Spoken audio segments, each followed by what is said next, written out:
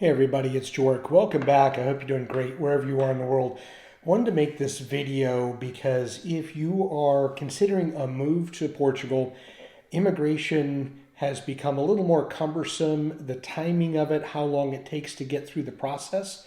So with that, I want to I want to dive into just an article I saw and explain how that may impact you in your immigration journey to Portugal. So I apologize up front, not feeling well, have a little congestion, so I'm sorry for the odd voice here.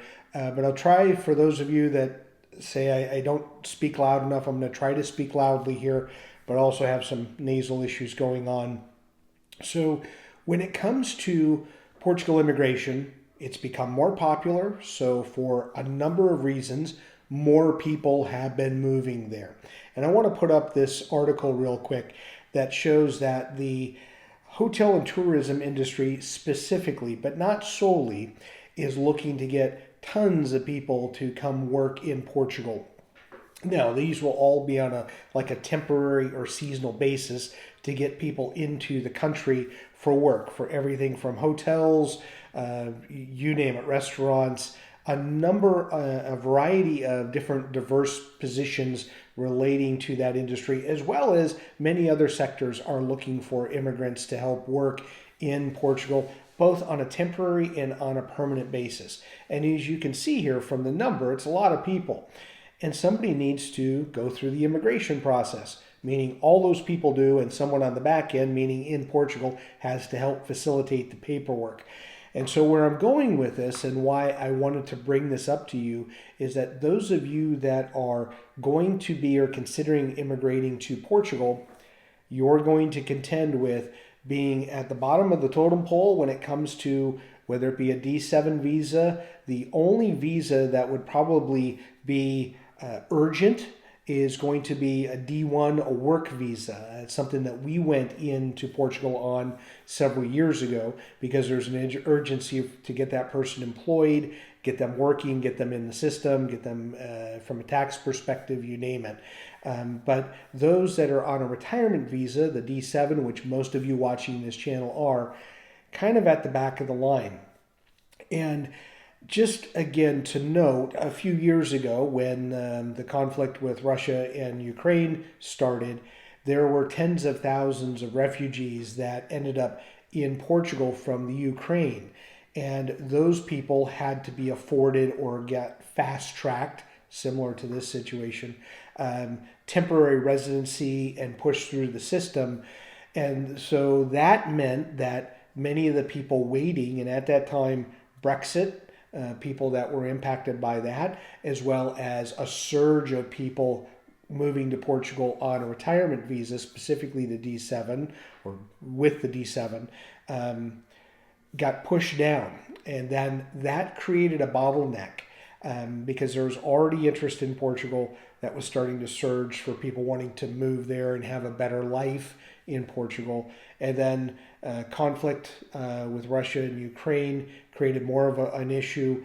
On top of that was Brexit. Several people, Brits that were living in Portugal that needed some biometric and other things to make sure that their residency was, I'll say, made whole. Grandfathered might be the wrong term, but to make sure that it was fluid. And it just created this big backup. And there are many other things that came into play. The difficulty is Portugal didn't hire any more people to handle the popularity of Portugal. And that in and of itself is, I've made several videos about that. But I wanted to make sure that you realize that as you're looking to move to Portugal, the timing sometimes has something to do with when you're going to apply. So spring and summertime, when Portuguese employers are trying to fill holes for tourism, and as Portugal's become a big destination for travel, especially in the summertime, it just means that they need to get those people in so that they can get working and get out to their jobs across Portugal, both the mainland, the Azores, and Madeira. And it just means those people that are on specifically the D7 or looking to complete their temporary residency on the D7 visa and get through the system, just going to be pushed back, and it's just going to take longer. So the hope is that there's no more conflicts around the world to where there'd be another surge of migration into Portugal from another impacted country, kind of like what happened in the Ukraine. But it is something that you need to be aware of. And as you're considering places to live and places that you may want to retire to, that there is timing involved here on when you do that. And there isn't a best time, if you will. It's when you're ready, you go through the process in your home country, and then you get everything sorted, and then you ended up in Portugal, get through your appointment there, and then eventually get your residency card, and away you go. The difficulty, though, too, because so many businesses are trying to fast track this employment for the amount of help that they need, because Portugal's kind of a victim of its own success, becoming so popular travel-wise. So much you could almost say there's over-tourism in Lisbon and Porto specifically, maybe even Funchal and Madeira, that they just need more people for more hotels opening up, more restaurants that are more fully, they need more full staffs because restaurants are now booked out. And because of that, again, those of you going in on the D7, it may take a little longer to get that appointment, and it may take a little longer to get that residency card. And on the back end, once you're already there and you're going through your renewal, your first renewal, your second renewal, it may take longer to get those renewals too, based upon who's getting fast-tracked or who's higher on the priority list or the food chain when it comes to getting the visas processed or the immigration applications processed.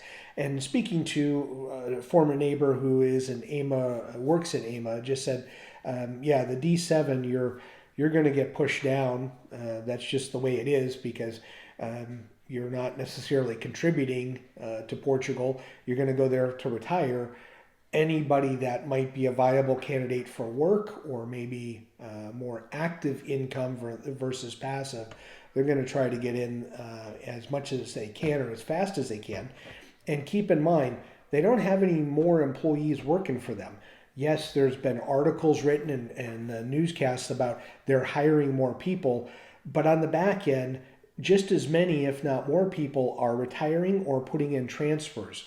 So it's just created this huge glob of bottleneck when it comes to the immigration process. So I don't have good news on this. It just means that if you're committed to Portugal and you're doing the D7, you're going to have to wait, and it may take several months to get in for your appointment, and it may take several months afterwards to get your residency card. You'll still have a piece of paper that says it's valid, says that you're a temporary resident, but to get the actual card may take longer. And then for those of you waiting for renewals, there are more people that have left messages or comments talking about how long it is taking to get their renewal completed and get a new card.